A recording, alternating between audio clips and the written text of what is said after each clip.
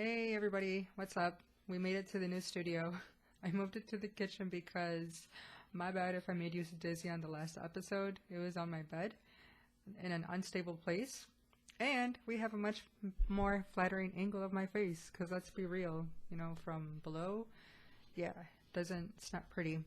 So here we are. Quick update.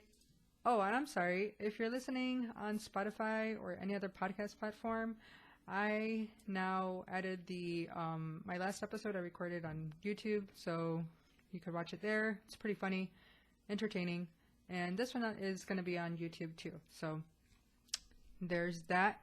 So last time I told you guys that I was going to be reading up on the 48 Laws of Power by Robert Greene. Now, to be fair, I'm only on the second chapter in, but tell me why. See, I don't know what to make of this book. I'm definitely going to read it in its entirety. I'm going to give it a fair chance. However, the second chapter is talking about how you can never fully be able to trust your friends and family. Now, I don't know about you guys, but to me, that doesn't really sit well because to me it's self-explanatory, but like I said, I'm going to read up on it more. I keep a small circle, so if you are part of my team, and that's because I fully trust you, I trust that you're loyal to me, so I don't know, and that's why I don't let a lot of people in, because I know that there's a lot of sketchy characters out there. So that's how I determine, like the trust factor. The preface does say that this book is intended for those who are looking to either gain power, understand it, recognize it better amongst their fellow peers, whether it be the workplace, whatever, or simply for entertainment purposes. So me, it's a combination of those three, Why am I looking to gain power? Well, simply, I'm not going to sugarcoat shit. I want to draw people in. I need to captivate my audience, and so my intentions are pure. I'm using it to service humanity for the greater good, okay? Like, I will do whatever the fuck it takes to get your attention, make these awkward gestures, or shout out obscene comments like, Biden me la pela, whatever the fuck it takes to get your attention, because once I have it, I'll be like, oh, hey, you, I didn't see you there. Did you know that you are an infinite spiritual being having a temporary human experience? I need to awaken that sleep. We've all been asleep for so long, and so I need to make sure that everyone recognizes their God flow, the God essence in all of us. It's pulsing through our veins, and it is so powerful, and I just need to help people become aware of it. So that's my purposes. And then it does state, matter of fact, let me go to that part right now in the book. At the end of the preface, it says, power is endlessly seductive and deceptive in its own way. It is a labyrinth. Your mind becomes consumed with solving its infinite problems, and soon you'll realize how pleasantly lost you have become. In other words, it becomes most amusing by taking it seriously. Do not be frivolous with such critical matter. The gods of power frown upon the frivolous. They give ultimate satisfaction only to those who study and reflect, and punish those who skim the surfaces looking for a good time. What does this mean? See, when it comes to power, there's an even greater, a universal law that completely overpowers all 48 of these motherfuckers. What am I talking about? Well, dear people, let me remind you that there are universal laws out there that you cannot go around. The 7 Hermetic laws. The second law is the law of correspondence. As above, so below. As within, so without. Good karma, bad karma.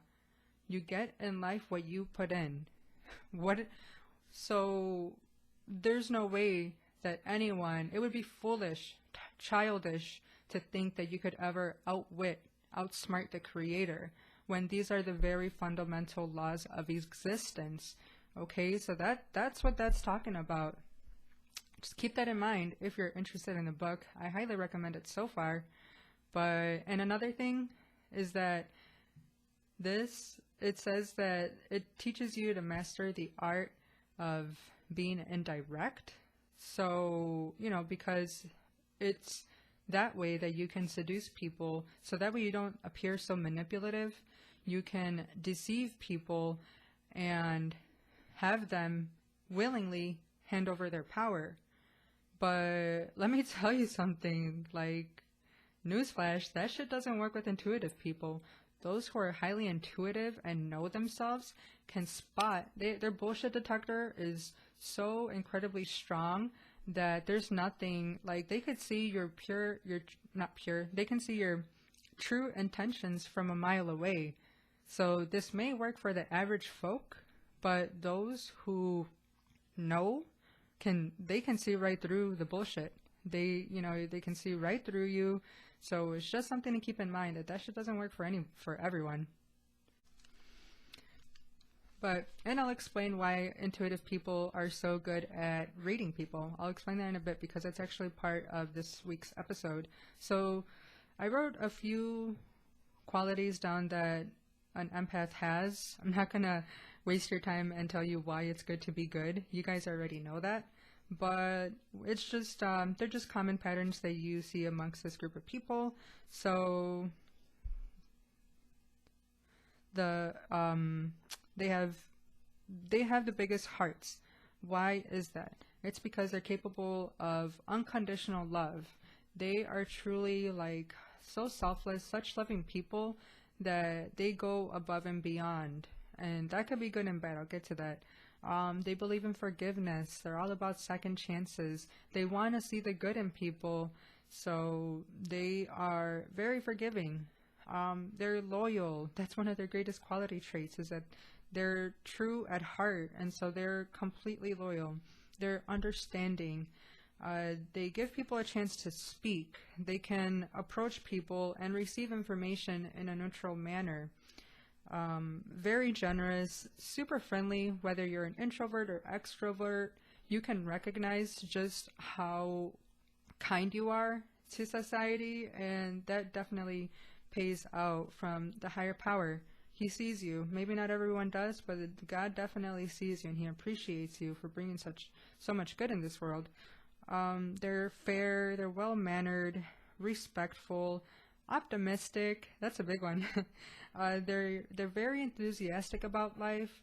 They love, because they're so considerate, they love celebrating other people's accomplishments 100%. Like, if they give you a compliment, it's because it's true. That's what they really feel. And so they love to make others feel seen and heard, appreciated and loved. Another major quality is that they're grateful. They're grateful for the little things, any small or big favor. They're just happy to have that reciprocated. That's just like a major essence of their being. So it's like they can handle well as things come and go very well. They're courteous, so those are just a few things. But now I want to elaborate further more on the cons, how this could be actually self-destructive behavior. Ultimately, a lot of them don't see that right away. I know I definitely didn't, and so we just got to learn as we go. Just ride with the waves. Now, one bad thing about empaths is that they're people pleasers. They often, like I said, go above and beyond in order to please others. Now, this may seem all good, but on a much deeper level, this is actually like them. There's something deep within that makes them feel unworthy.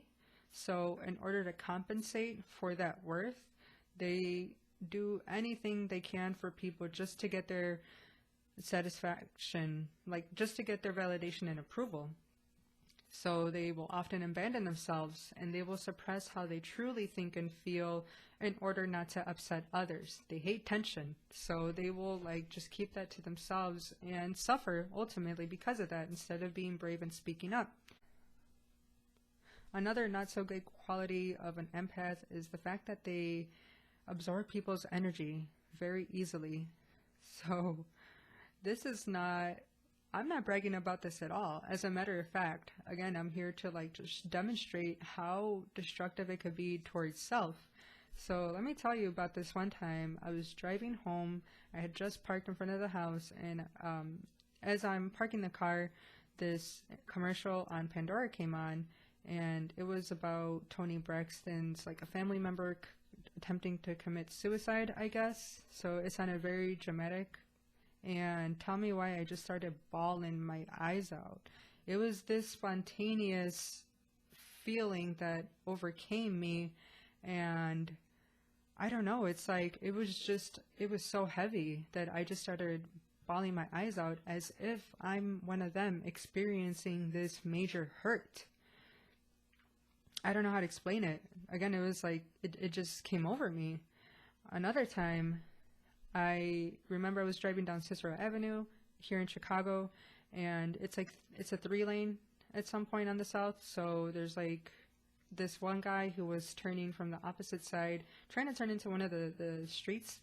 So I'm in the middle lane. I came to a halt. The guy on the left came to a halt, and then the asshole on the right side was speeding down the street so quickly that when this guy thought he had the clear to turn into the street, bam, he hit the car turning so fucking hard. I don't want to relive this. I remember that I was hyperventilating. I felt such a great shortness of breath.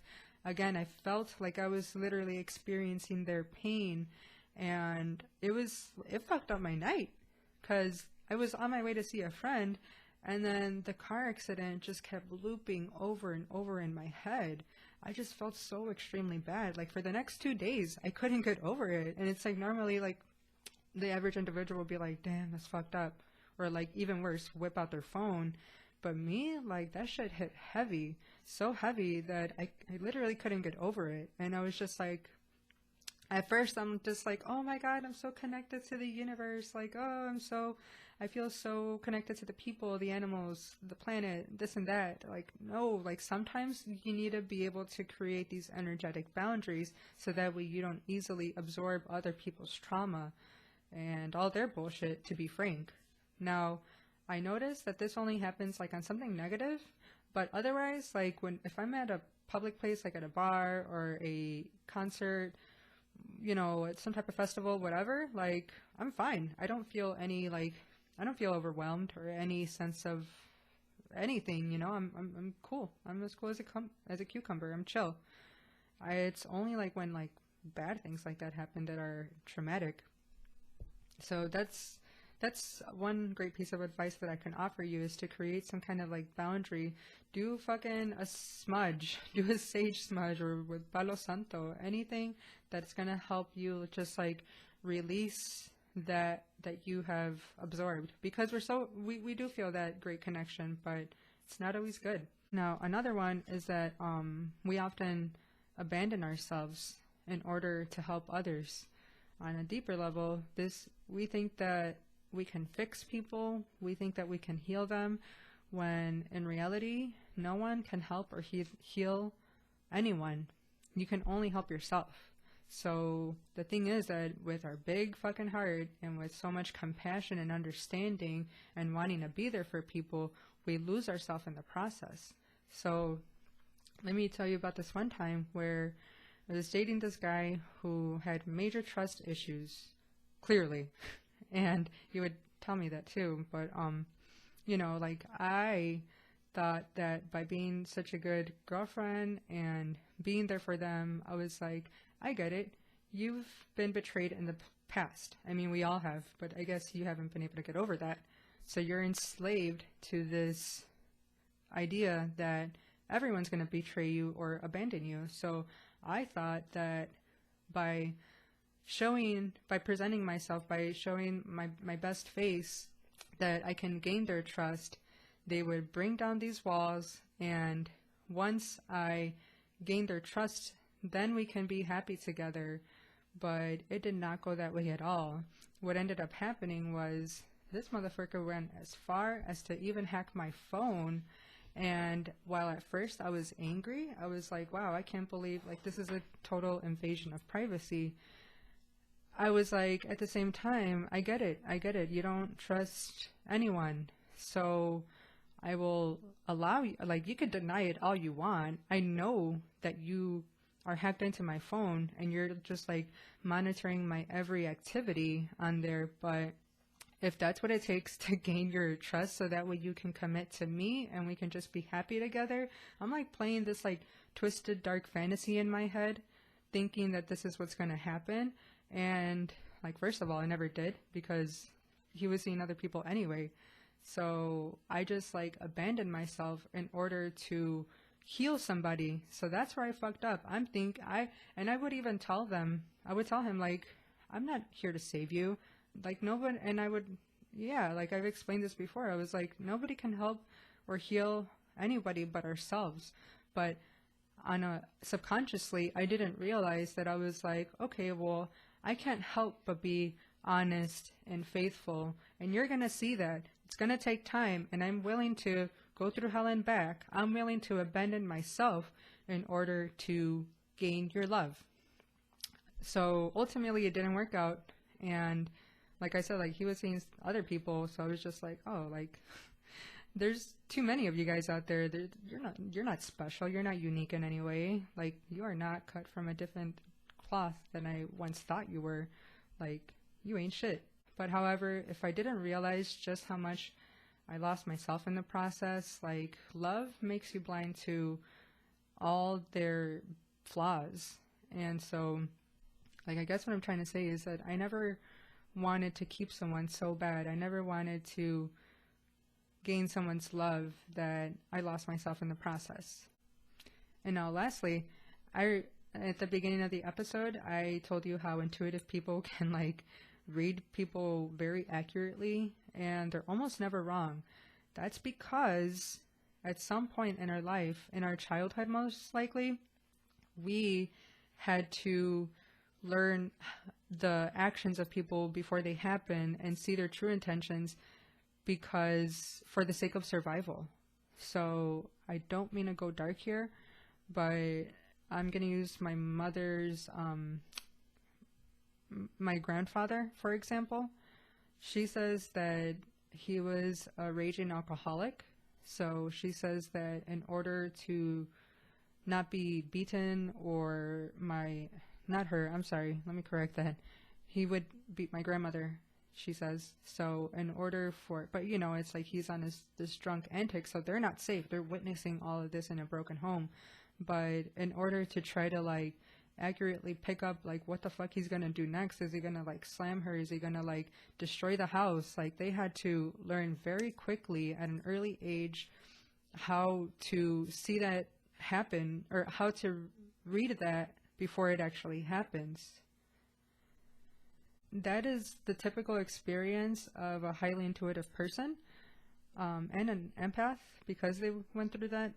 But also, if you don't combine the wisdom with your intuitive skills, then what good does that serve you? That's not serving you in the highest good at all. Because if you're going to ignore your gut feeling is trying to alert you. It says like, look, you've been through this before and that still lives in you. Now I'm trying to help you. So yeah, if you like ignore your gut feeling and you still you willingly choose to ignore it, then it doesn't have any real purpose. So this is a reminder to trust your gut feeling. It's almost never wrong.